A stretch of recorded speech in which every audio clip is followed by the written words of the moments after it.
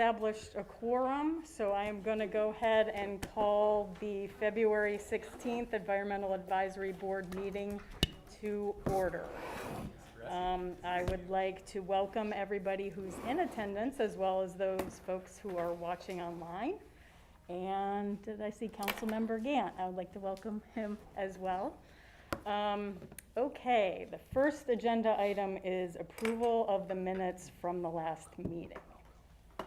Are there any comments or questions about the minutes from the last meeting? Okay, how about a motion to approve? I'll motion. Okay, I'll second. okay, all in favor, please indicate by saying aye. Aye. Opposed? Any abstentions? Okay, the motion passes. Next agenda item is announcements. Megan? I have one announcement today, and that I think we might actually circle back to an open discussion. I just wanted to flag that we have Apex Earth Fest and Apex Peak Fest events coming up this year. This is the second annual Earth Fest. We're really excited to bring it back on, and we would love to have the EAB represent at both events. The board does have booth and tent materials. We just need to go ahead and ensure that you all are on board and sign up for shifts for those two events, and as well as discuss any educational topics that you want to present during those events, as well as any giveaways. So you all have, I think, about $5,000 to spend through the rest of this fiscal year, which can be spent on those giveaways and promotional and educational items. So just to go ahead and get you all thinking about those events coming up. Earth Fest is going to be April 22nd on Saturday on Earth Day, and Peak Fest is on Saturday, May 6th. So we can discuss that more during open discussion and over email, but just wanted to go ahead and flag that for us. Okay, great, thank you. Okay, next, new member introduction. First of all, I'd like to congratulate Member Jensen, who was reappointed, and then welcome new member Sean Crowell. Sean, could you give us a little introduction? Yeah, sure. My name's Sean Crowell. I run a local engineering firm, and I'm an environmental engineer licensed in the state of North Carolina and 5 or 6, maybe 7 other states. I moved down here from Massachusetts about 7.5, 8 years ago. Been fairly active in the community with my kids as a football coach and several other things. And as my kids started to get a little bit older, I was looking for opportunities to use my skills and stay more involved in the community. I really love Apex, and given my background, this seemed like a pretty interesting opportunity. So I signed up on the website and got an email a few weeks ago. So I'm here now. Great, thank you, welcome. Okay, so moving on, we have 3 pre-applications meetings before us tonight. The first one is Harris Zion Recombination. Is there a representative for that project? Come on up and talk to us. Yes, sure. Can do. Good evening. My name is Tony Holmes. Thanks for the opportunity to come before you guys. Pretty simple. My wife and I bought a property on Evans Drive, and it's not Evans Road. It's not part of the Bella Casa. If you ever driven through Bella Casa on Evans, you go into the park there. You go out to the back towards Friendship. There's a row of houses that have been there for many years that did not get brought into the Bella Casa community. So we had an opportunity to purchase one of those older homes. I think it was built in the 60s. We initially bought it as an investment property, but we've decided to build on it. So my wife is a native of Apex. My kids are 4th generation, 100+ years, and so we've been around for a while. We currently live in Bella Casa. And so Miss Harris is my neighbor. Got to know her, love her. She's a sweet lady. And I asked her if I could purchase about 30 feet of her property, just so we had a little bit more to work with. And that's what got me here. So currently my property is non-conforming anyways. It's zoned RR, which it's only a half an acre. So it doesn't even conform as it is. Miss Harris's is an acre, so if I take a little bit of piece of hers, she's RR, it'll be non-conforming. So we're just asking to be moved, both of us, to medium density, which the 2045 plan has us as medium density anyways. From an environmental impact standpoint, there really won't be any. We're just basically moving the line. We're gonna move forward with annexation. Miss Harris has already been annexed. We're gonna move forward with annexation on our side.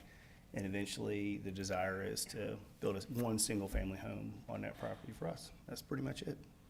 Okay, just for clarification, we are seeing an aerial photo. Your house is the northern house or the southern house? Is it right here? So on the southern side, that's our house with so our current, can you hear me? Our current property lines are the red lines. And then Miss Harris's property line is the yellow, and of course it abuts to the northern red. And then we're just asking to move that that's an approximation I just did on GIS. So the blue would be the new property line between us. When you eventually build, you'll be tearing down the big house and the outhouses associated? Yes, sir. So it'll be, okay. Yeah, there's two smaller, there's a double garage, and there's a little small building back there that years ago used to be used for a little barber shop. Right. Other questions or comments? Everything around us is medium density too, if I could add that, if you haven't seen the map. Except for the other rows of houses north of our property, just across the street, they're all RR. But again, the 2045 plan all shows it medium density. I did see, you did submit the form with the recommended zoning conditions, is that correct? I've filled out several forms. Okay. I'm not sure which one you're referring to. That's, Which one is it? Is that looks like my pre-application that Megan's put. This one was more of a checklist style one? Yes, for your. Yes, correct. So I put pretty much everything on there. I put NA except for one thing, and that was the current vegetation. We don't have any plan as of right now to tear anything down. So we're just gonna do the rezone, and then it'll stay exactly like it is. We won't tear out any trees or bushes or anything. And currently, of course, when we go to rebuild, there'll be some of that going on. Okay, But we plan on obviously planting some trees behind us and things for buffers. okay. But I pretty much clicked NA on all those except for one. I think she found it. There it is. So could you describe the trees that are present or the vegetation that's gonna stay after you build out? I couldn't after I build out because we haven't even finished. I've invested a little bit of money in a design, but I haven't gone all the way yet because I'm not rezoned, I'm not annexed. So it's kind of the chicken and the egg kind of thing at this point. But what I was just trying to express is as soon as we rezone, I'm not gonna go in there and clear anything out. That'll happen during the submittal for a new home, which I know the town will have requirements as far as me planning. Yeah, I might be back in front of you guys, I'm not sure. Probably. I don't have any comments. Shelley, can I ask, are there any perimeter buffers that are gonna be required? No. Perimeter buffers aren't required on existing single-family lots. The only time that's required is if somebody has a larger piece of property and is subdividing. And in this case, those are existing lots, even with a recombination, that's not gonna change that because technically that's exempt by the state. So there's no buffering required. There's actually no landscaping required by the town itself. We would love to see lots of landscaping, but we don't have any requirements for single-family homes unless it's. Okay, thank you. Okay, Could I make one comment on as I always do? Tony, when you get ready to build, and I would hope that you can design in a solar PV system. The world is heading that way. Oh, solar? Yeah. Yeah, I mean, it's on my list to check into to see if we do anything that put some panels up on the correct side of the house. I haven't really looked at the orientation for north, south and all that yet, but Yeah, and orientation is good for the south, but it works all Right. the way from east to west at this point for the Yeah. cost of the panels and stuff like that, so. yeah, we'll definitely consider it. Because usually I ask for 4 kilowatts, but this is a single family, so I'm just suggesting it. Yeah. I'm not gonna put that into Thank you. writing. Yeah, thank you. my son just put in 8.8 kilowatt, and he is jumping for joy. Oh, yeah? With his new electric bill. So it does work. Very good. Okay, so we have one zoning condition. Is there a motion to accept this condition or add any others? I'll make the motion to accept. Okay. For a second? I'll second. Okay. All in favor, please indicate by saying aye. Aye. Opposed? Okay, one opposed, and No, any, I know, He's, oh, you're an aye, okay. sorry, I was just late. Okay. So, noes.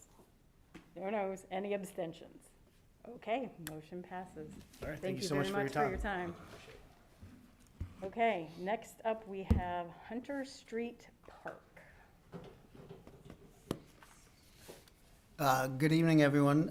My name is Tyler Gumbright. I'm the Parks and Greenways Planning Technician at the Parks Department for the town of Apex. I have two conditional rezoning requests before you tonight. I'll start with Hunter Street. Hunter Street, as you guys are likely familiar, is at 1250 Ambergate Station, just up the street.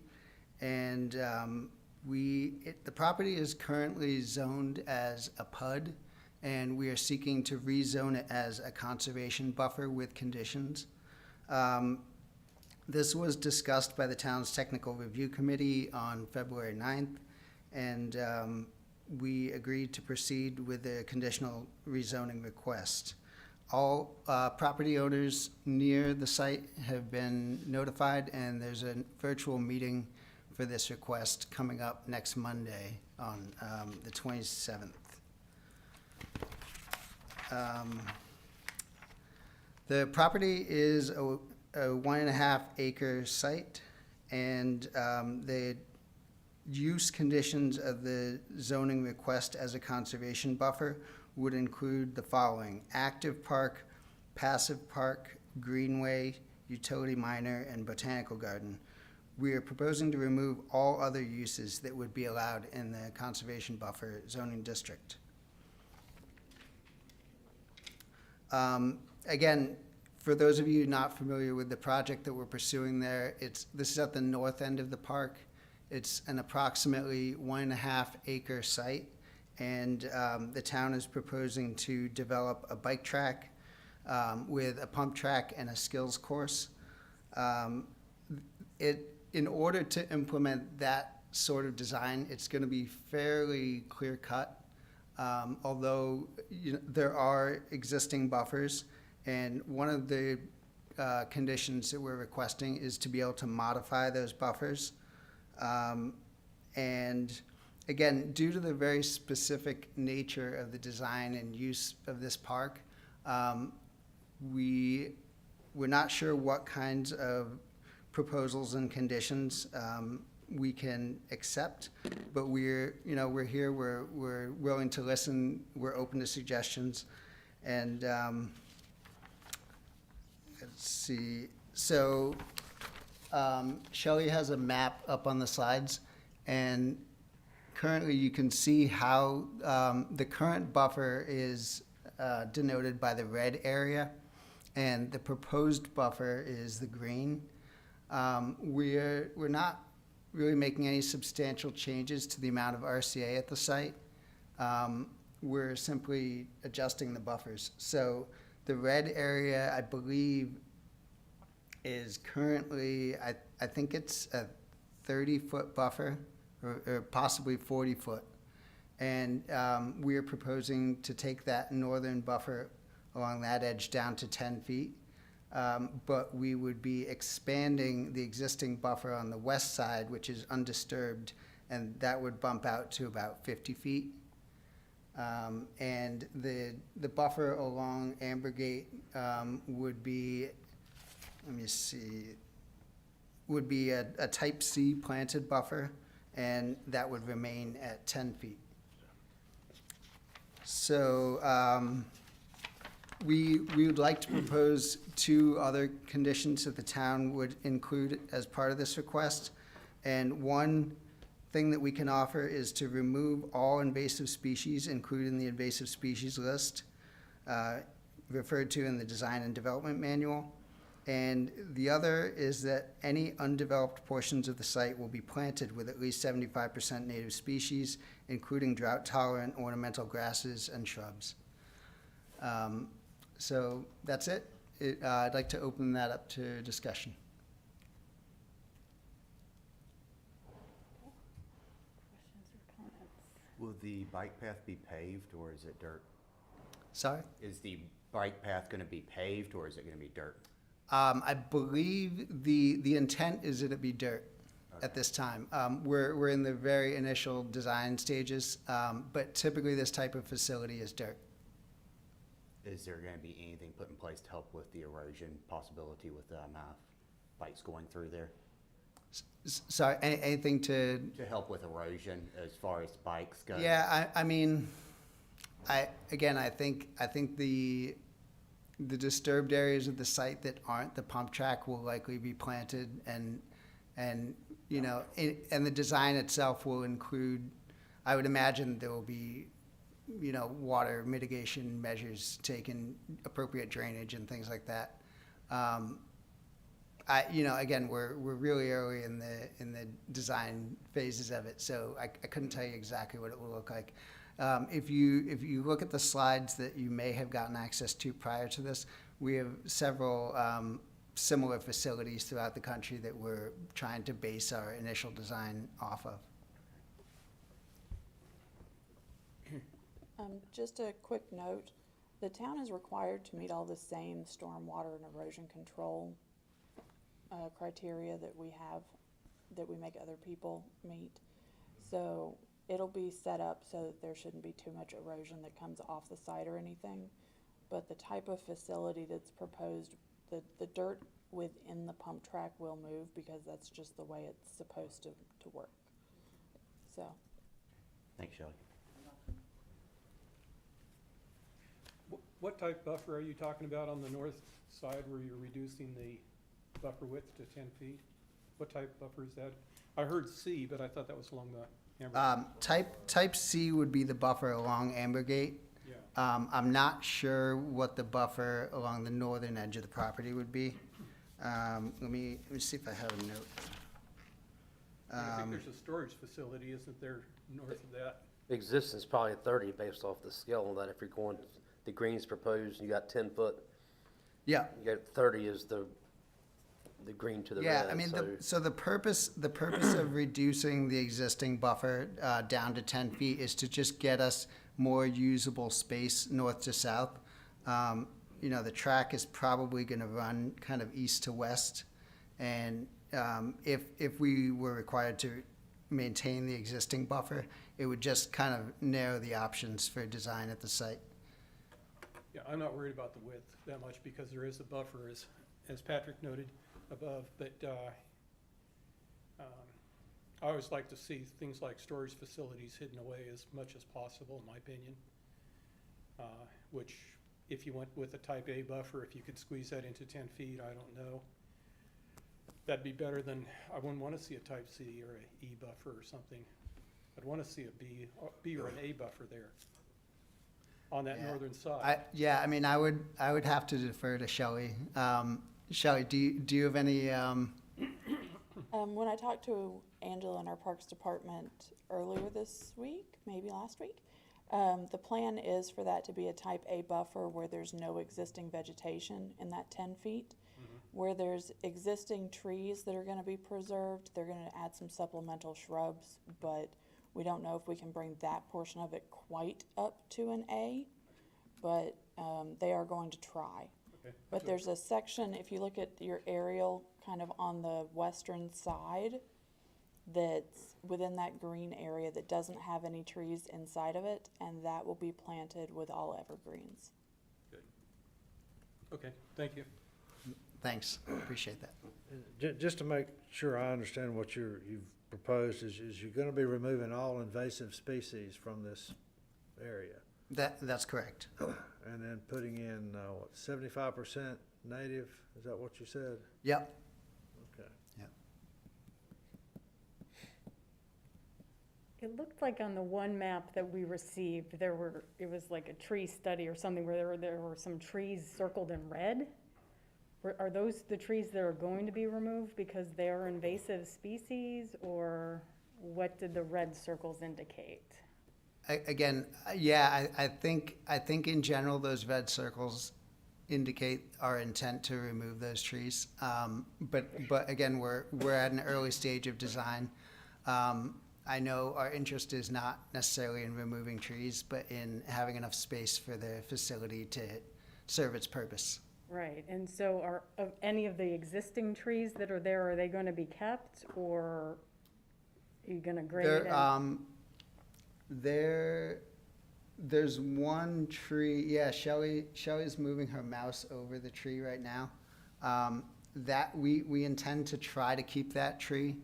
I'm not sure what species it is, but it may pose design constraints.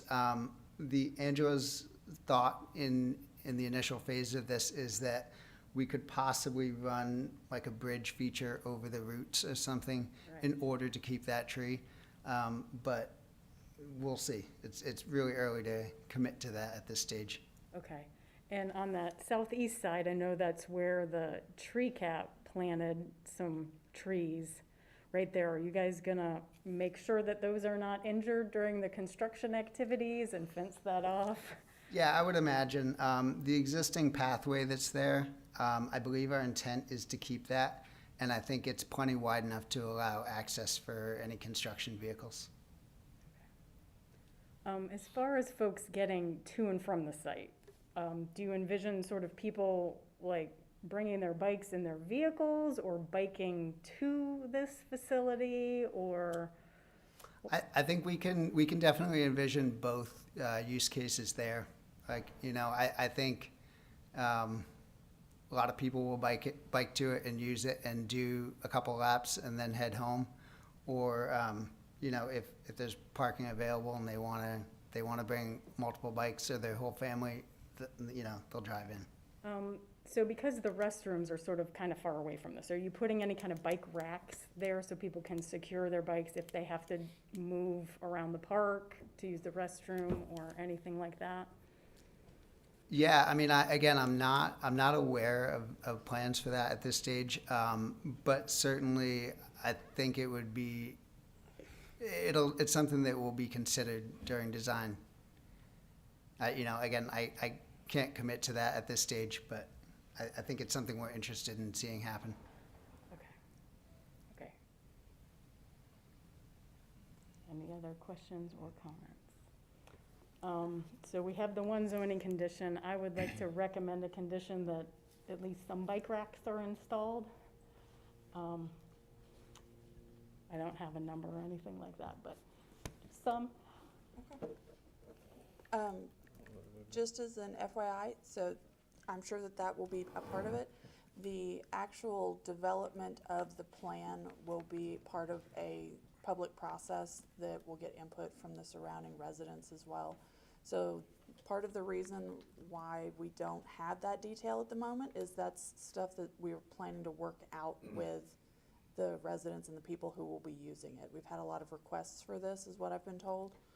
And since other people will be using it and not necessarily staff, we are not necessarily the best people in the world to pick the amenities for that. So we're going to be working with the people who like to use these types of facilities to do that. So we can definitely add that recommendation, and I don't know if the town will be able to add it as a zoning condition, but that's not up to me per se. Okay, thank you. You're welcome. Well, I think they're not including that, there are two. One is removing the invasive species, and the second is the 75% native. Yes, sir. Along with the bike rack, I recommend that we adopt these recommendations. Okay. Isn't that how it works? Yeah. I'll second that. Okay, we have a second. All in favor, please say aye. Aye. Opposed? Abstentions? Okay, motion passes. Thank you. Okay, Pleasant Park. So, yeah, thank you. On to Pleasant Park. Pleasant Park, as you are all aware, is located at 3400 Pleasant Plains Road. Again, staff participated in a pre-app process, and this went before TRC, the Technical Review Committee, on February 9th. And it was decided that we would proceed with a request for conditional rezoning. Similar to Hunter Street, all abutting neighbors within 300 feet of the property were notified of an upcoming virtual meeting on Monday, February 27th. This site is currently zoned as rural residential, and the proposal is to rezone this as rural residential with conditions or conservation buffer with conditions. Again, if it were done as a conservation buffer, this would be done in the name of consistency. The difference between the two zoning types is not substantial due to our proposed uses and conditions. There is no intent to modify the master plan for the park. It is more about whether to keep consistency, as I mentioned. So staff is proposing to rezone the property with a limit of permitted uses to include active park, passive park, greenway, utility minor, botanical garden, and water reservoir. All of these uses are permitted under the current zoning. We're proposing to remove all other uses that would be allowed in either of the zoning districts. The zoning map would be changed, but the approved master plan and construction drawings would remain in effect. So the conditions that we're proposing here mostly are related to wayfinding and monument signage at the park. So in order to design the type of wayfinding scheme that we have envisioned for the park, the first condition is that the maximum number of colors on wayfinding signage shall be 6. Currently, there are 4 colors allowed. Similarly, the maximum height of wayfinding signage shall be 120 inches or 10 feet. And the purpose of maintaining the wayfinding signage as it's designed, the park is currently divided, I believe, into quadrants. And this is for the purpose of any visitor coming to the park. It also helps first responders be able to get to an area of the park quickly. And the next 2 conditions are related to the entryway monument sign. The sign was designed to give the park a sense of place and to sort of tie into the history of Apex as a railroad town. It's also supposed to be, there are design gestures with the rolling kind of mounds that you see behind it that are a nod to Apex's agrarian past, and so we're excited about the sign, and we need to propose these conditions in order to implement the sign the way it was designed. The first condition is that there's a height condition for the column that sits at the right side of the monument, which will hold the town's A logo. And because of the logo being on the column, this is considered a sign, and a condition is required for the height. The next condition is related to sort of the width of the sign face box that surrounds the lettering of Pleasant Park. So the condition is the entry monument sign area square footage of sign face shall be 124 square feet. And the intent of this is to make the sign visible without illuminating additional area around the sign.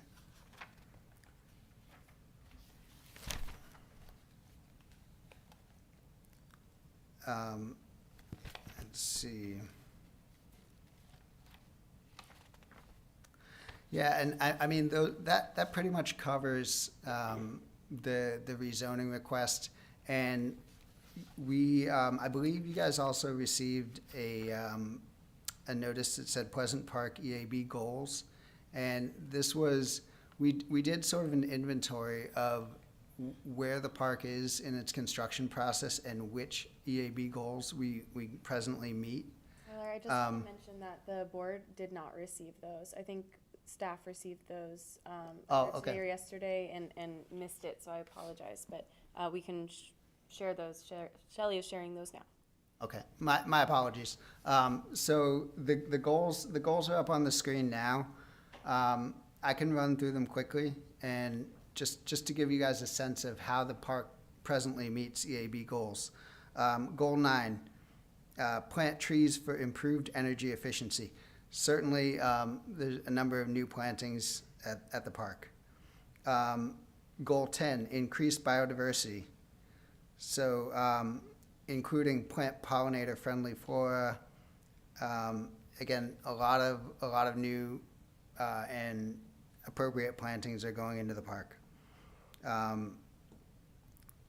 Goal 11, implement green infrastructure. So, implementation of xeriscaping in design. The project commits to planting only drought-tolerant plants, and at least 75% of the plants selected shall be native.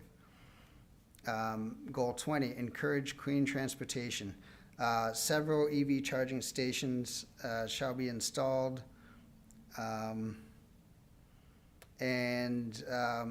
Similarly, the project will include energy-efficient lighting in building design where possible. And as many of you guys know, the project is in construction. I couldn't give you a number in terms of completion percentage, but we're scheduled to open later this year. And I know a lot of the good work that went into the design is meeting some of your goals. So at this time, the town would be happy to hear additional conditions that you might want to propose.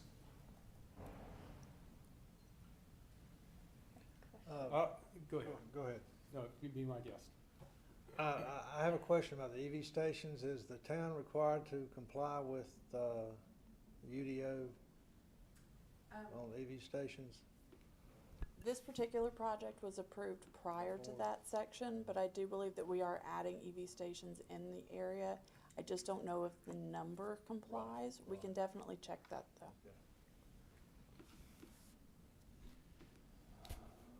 When this was originally put together, Pleasant Park, one of the things that town had committed to, I'm pretty certain, very certain, is that it would be set up for future solar PV systems in the parking lots with conduit and ways to bring in the sizing of the electrical to be able to accept that. Are you aware of any of that? I apologize. I'm not. I prepared for this fairly narrowly on the basis of the rezoning request. I can look into any of that and get back to you. Yeah, I'd appreciate it if you would, because once it's built, and it might well be too late, once it's built, it's really difficult to go back and resize all that electrical. I hope that the town fulfilled what they said they were going to do. And I appreciate it if you get back to me. Sure. Thank you. You mentioned illumination of the sign. I mean, I realize that there's probably going to be nighttime sports activities going on, but when the lights are all shut down and the park is quiet, is that sign going to be illuminated all night long, or is it going to have any illumination on it? I can't answer that question at this point. I know that there's some environmental benefit to it being like a dark sky facility. That currently, under the present design, I don't think that's possible. And I believe that portions of the park will remain lit at night as a safety measure. Okay. I think we're referencing to page 12, where it's, this one here, where it's got the lights shining up. Yeah, is that, That's gonna be the only illumination, it looks like. It's,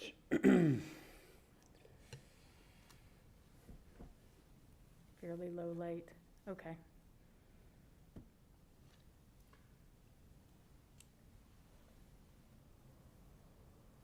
Okay, so we have the conditions proposed by the town.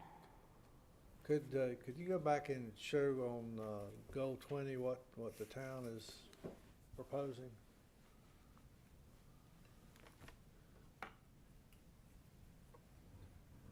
I recommend that we add, option C on goal 20 to provide 5% of parking spaces as EV charging. Okay. And with that addition, I'd recommend approval of these. Okay, is there a second? Additional. what's the status of this location? I mean, aren't these parking lots already paved and? Yeah, I don't believe that increasing the number of EV charging stations at this stage in the project is feasible. Yeah, I You know, feel like the that seems majority done short of monumentation and placards. I mean, Yeah, I mean, we're going for the conditions to include the wayfinding signage and the entry monument. Again, the project's master plan, at this stage, we really can't change any of it. And you know, all the construction drawings are complete. I don't think that's possible. I just put up an aerial on your screens in front of you. This is from February 3rd, so just a couple weeks ago, or, yeah, a couple weeks ago. As you can see, most of the parking lots are already paved. There look to be a couple that still need their final lift and or may still be gravelled, but the odds are good that the town is not gonna be able to increase those EV spaces. I can look at the plans tomorrow or Monday and see how many EV spaces were originally included on those plans and send you all an email if you'd like. And you're, of course, always welcome to make whatever recommendations you would like to make. I just don't know that we'll be able to accommodate it without additional cost. I understand. That is I understand. my only comment. Would you like to keep the recommendation in? I think so. If they can't do it, they can't do it. But Okay. if they can, if it's possible, I'd like to see them try.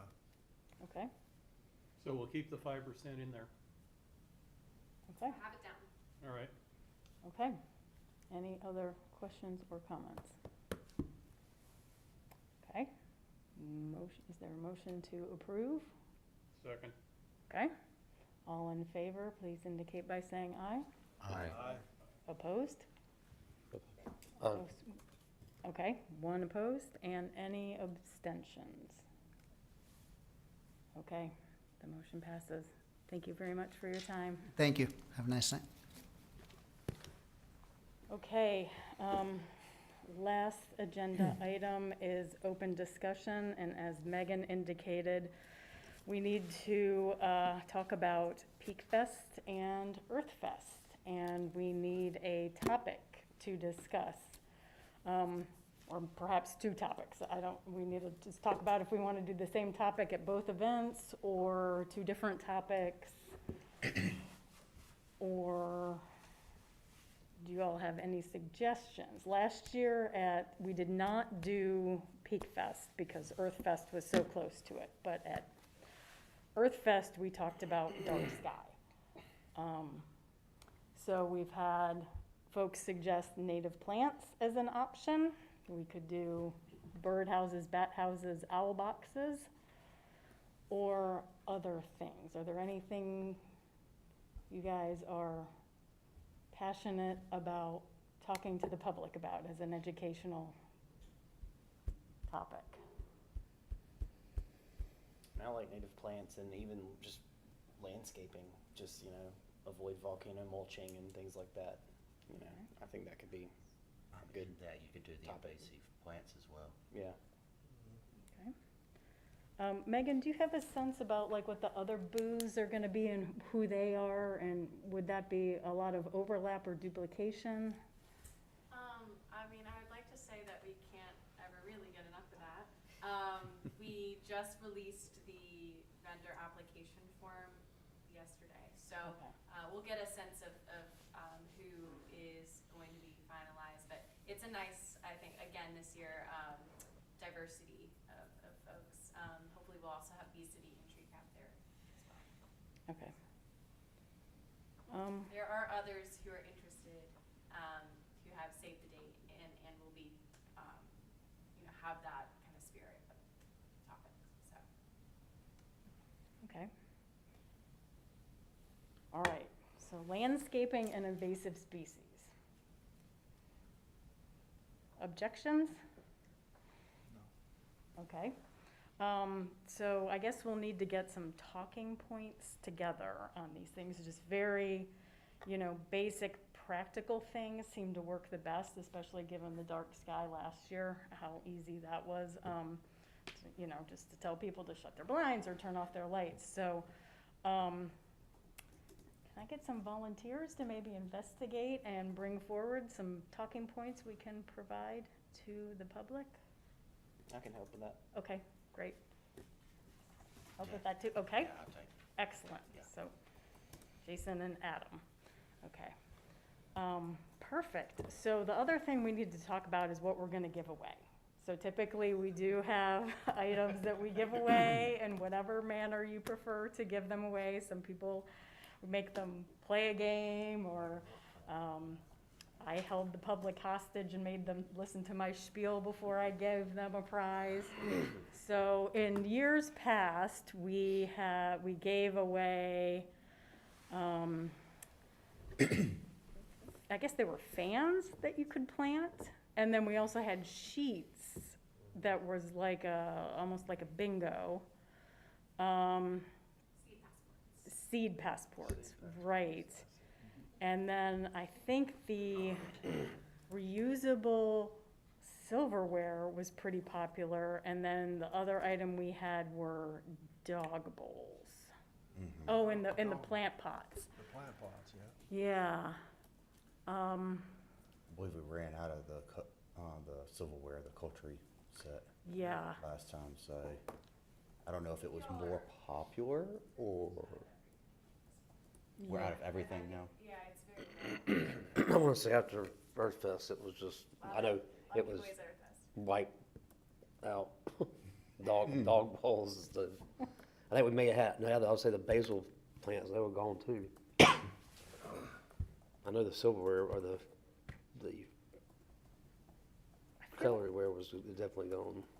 The basil was actually surprisingly, I thought the basil was more popular at Earth Fest than it was at the previous Peak Fest for some reason. I don't know if people were just overloaded with stuff at Peak Fest.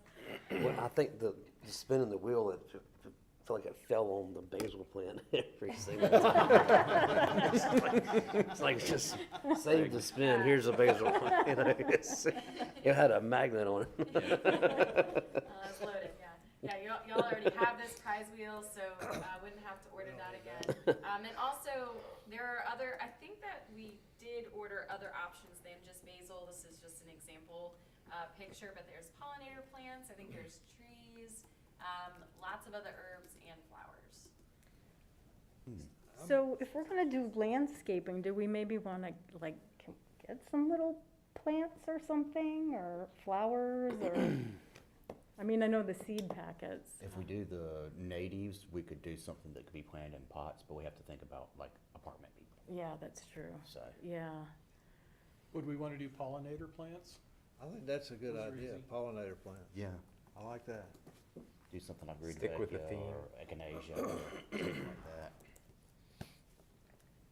So in a format similar to, that you can, in a Like the planter, like the basil, I would okay. say.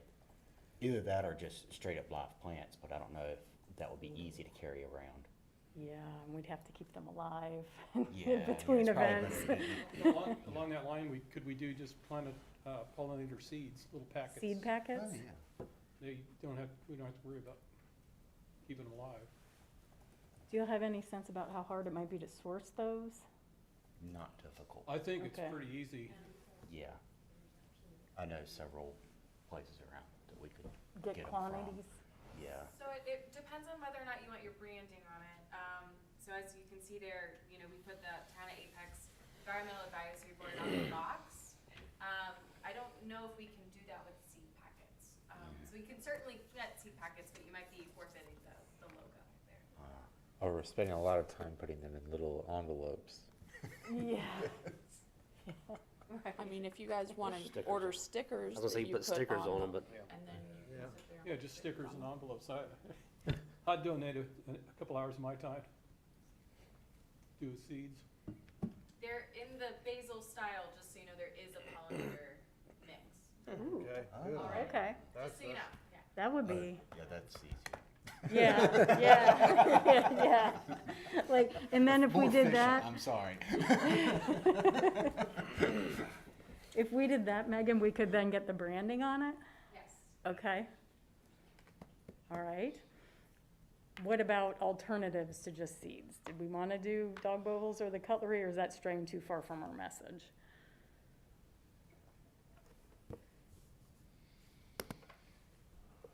I personally like the dog bowls. I think they went over well. I mean, because we do want to be inclusive. I mean, some people are just not plant people, Right. you know? Yeah. I think the three that we have up there are good. Let's just exchange the basil for the native plants. Okay. That'll help with people in apartments. That will help with, you know, people that aren't good with plants, stuff like that. Now, what about the seed passports? We could do that again. Uh, And if you have any other ideas too, I mean, I can look into other possibilities. These are just things we landed on previous years. I don't know, I'm not a big fan of those passports, but maybe the fans would be good. They may come in handy that day. It was hot. We got rid of a lot of those that way. We sure. Apex High School has an environmental club. I wonder if we could tap into them somehow for some of this stuff. I ran into them over in Cary. They were dumping mulch on trails. I mean, they really get involved. Was that Apex High School or Apex Friendship High School? That's Apex High School. Mhm. Apex Friendship also has. Okay, so fans, pots, bowls, and cutlery. Perfect. Okay. And then topics are landscaping and invasive species, both? Yeah, because I think we could come up with a list or a placard or whatever of, here's all the wonderful native plants you can, you know, plant, and here are the ones to look out for in your landscape that are invasive that you might want to eliminate. I like that idea. Okay. So we might need some things printed. Yeah. Or like printed on a large scale. Do y'all have like a plotter or something? Okay. I even wonder if someone like the North Carolina Botanical Garden or someone would actually have something that we could look into utilizing instead of having to redo. Yeah, there's no They point have in a redoing. bee display that we've rented from them in the past and put here in Town Hall and in the Holly Cultural Arts Center, which is a good unit. They're large displays though, so they might have something smaller and be more related to the topic, so I can look into that. Cool. Okay, excellent. And then, so I think we are gonna need people for setup, breakdown, and then during the actual event. And so I think in years past, we didn't have set like time slots, or we couldn't see how many people signed up for each slot. So I think this year we'll try and have the slots that you can sign up for. And I do encourage everybody to please try and make it and help out and interact with the public. But Megan will be helping with the scheduling of that. Yeah, I'll send you all that over email. And And just so you know, Earth Fest on April 22nd is 12 to 4. And then setup and breakdown will be bookend on either side. Peak Fest is, I believe, 8:30 to 4. It's an all day. And 22nd's a weekday, right?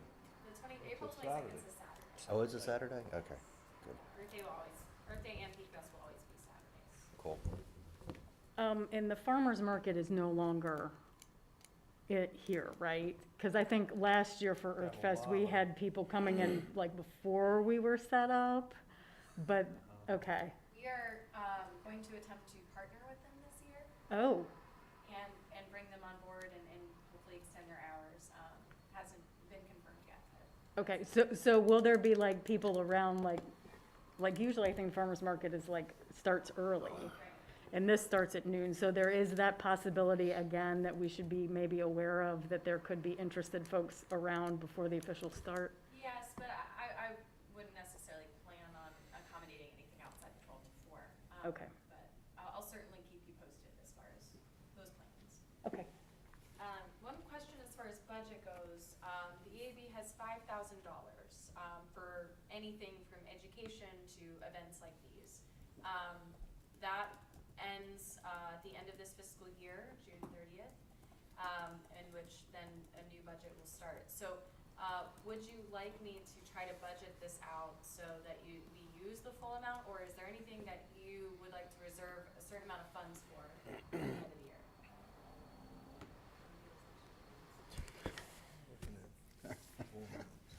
Yeah, it's not a lot of time. It's not a lot of time. I would go with spending it all. You could always have leftovers. Right, Yeah. we will, and I expect leftovers. Yeah, I agree. I mean, yeah, as John was saying, that's not that many months, you know, so, yeah. Just out of curiosity, what was spent last year on what we acquired? Excellent question. Almost 4,000.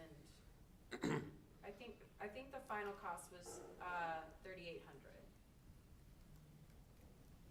Did that include, So we had to buy the tent too, did that include the cost That of the was tent? actually added into the sustainability budget, so.